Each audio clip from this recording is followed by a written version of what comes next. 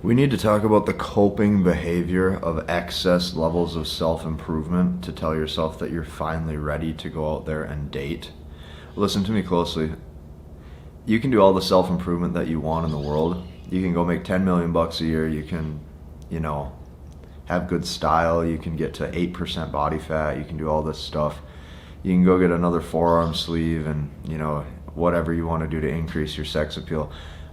The more time you spend with that woman, she's going to consistently still try to get you reactive.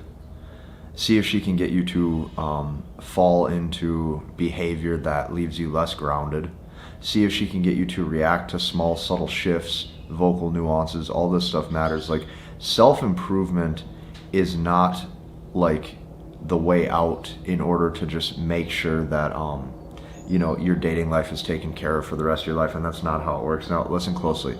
Is self-improvement important to up-level your surface-level attraction? Of course. If you're in better shape, you're going to command more attraction. If you make a lot of money and you have high status, you will definitely be noticed and recognized. But past a couple dates, she's going to start testing the core identity of the man. And what this video is really about, it's about the ability to detach from all of that and simply just stop caring. Because you have to understand this, most stuff just doesn't matter. You literally can't care. In fact, I would say this, you actually become a better leader, a more grounded masculine man when you don't care, because things don't move you off center. So listen close. The guy who is willing to take risks in life, take chances, okay? Risk rejection, risk failure, not care, not try to sit and micromanage every single outcome. Be able just to focus on task at hand and stay present in the moment. That guy's going to win long term. That guy's going to be the most attractive masculine man. But this requires a totally different mindset shift. It's like, what I would really advise you to look at, or what I would really suggest the angle that you take this at, is the 8 to 10 hours a day that you're working on yourself, you're working on your purpose, you're grinding, you're trying to make more money, you're up-leveling your body, you're learning new skills, you're improving your muscle mass, your fitness, you're getting leaner, your diet's on point. You're spending your physical time doing all of the self-improvement type tasks. You're spending your time doing all these self-improvement type hobbies, interests, whatever you want to call it. You're making yourself a better genetic fit that satisfies hypergamy, that basically says, hey, this guy is good for survival. This guy can survive, okay? You spend the whole day up-leveling your survival skills. What that's going to do is that's going to register on a primal level. Her primal essence picks up on the fact that this guy is fit to win. He's actually fit to win. This is super, super important to understand this. She picks up on the fact that you're fit to win. Now, simultaneously, despite you putting all of your time into those areas, it's like you have the mindset now, or your mindset or the way you communicate is basically that of a guy who doesn't care. It's like you almost don't care about anything. You just don't care. You don't care what the outcome is. You don't care what the outcome is in this situation or that situation. You don't care if you get rejected, if you did do an approach. You don't care if she texts you back. A lot of times you might not even spend time formulating the right text because you simply don't care if she would reply or not. It is only when you fully let go and stop caring that results come your way. You have to fully let go and detach in such a way where you're like, you know what? I am not God. God is in control. God's in control, no matter what. It's not me. I can't micromanage everything. I can't micromanage every single nuance and task and detail of my life. I can't micromanage what she's thinking. I can't micromanage what my boss is thinking at work. I don't care. Whatever happens, happens. I don't care. I'll do my best to say what I want. But because I have enough self-confidence, I believe that no matter what I say is correct by default. So I was actually text messaging one of my one-to-one clients that I work with, and I'm going to actually take a look back at the message that I sent, because when I actually started to look at how I kind of behave and how I kind of operate and why this works so well, and I'm even going to explain, it really comes down to these three things. So I'll explain right now. So a lot of times when I'm dating or when I'm just going about my day, in life, it really comes down to three things. Number one, I have this mindset that like everything I do is basically automatically correct by default. This is what I think. So whether I did, let's say, no matter how I handled a specific situation, I just tell myself, hey, I have enough strength and God-given intellect that it was probably correct, or at least it was correct for me, no matter how I handled the situation.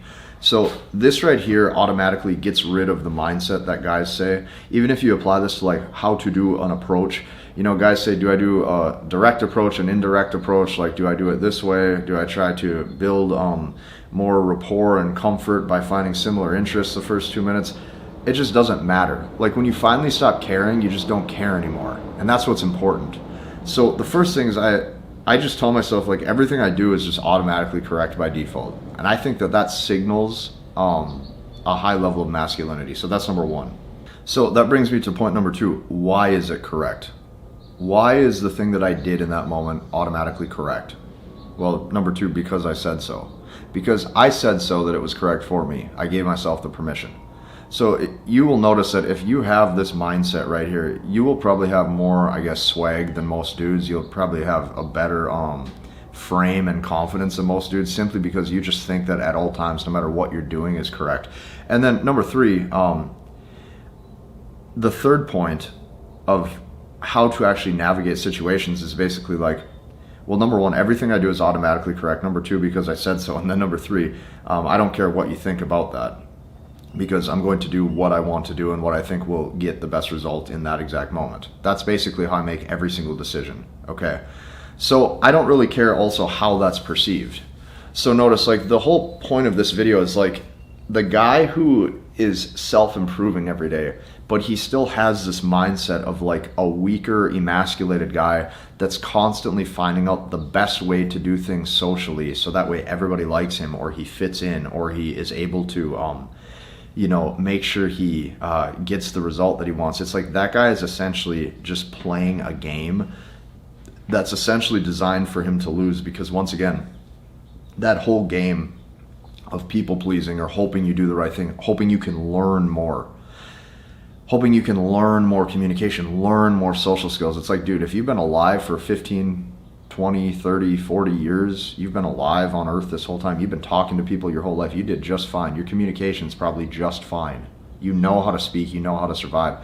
Anything more than that is just like mental gymnastics over and over and over, telling yourself there's more to learn, there's more to do. And this is the problem right now, especially with like social media, is guys constantly telling themselves they're not ready, constantly telling themselves that they're not ready to attract the woman. Women only want the top 10% of guys anyways, is what guys will tell themselves. It's like, yeah, but those top 10% of guys on paper, looks, money, or status, it's like those top 10% of guys get tested as well. And those top 10% of guys aren't able to spot where they're losing their frame, where they're less masculine, where they're not necessarily as strong and as grounded. And you have to constantly keep up with all this stuff if you want to date a woman.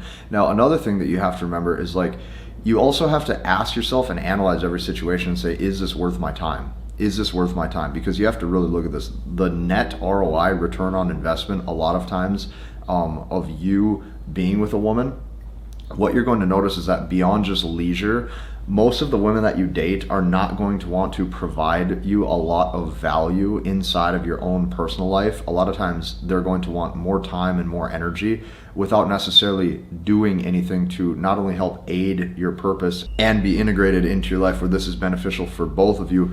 Majority of the time it's going to be only leisure, and what you're going to notice is that the more time you spend, you run into potential emasculation. So that's why you just have to always remember, self-improvement is great, but like if you don't adapt the mindset that like, I don't care, I just go about my life kind of doing the things that I want to do, how I communicate is correct for me, and it's correct by default because I said so, and I really don't care what you think. I really don't care if you think I'm not as polite, or I don't like whatever. It's like the second you care about any of that, like what a time and attention suck.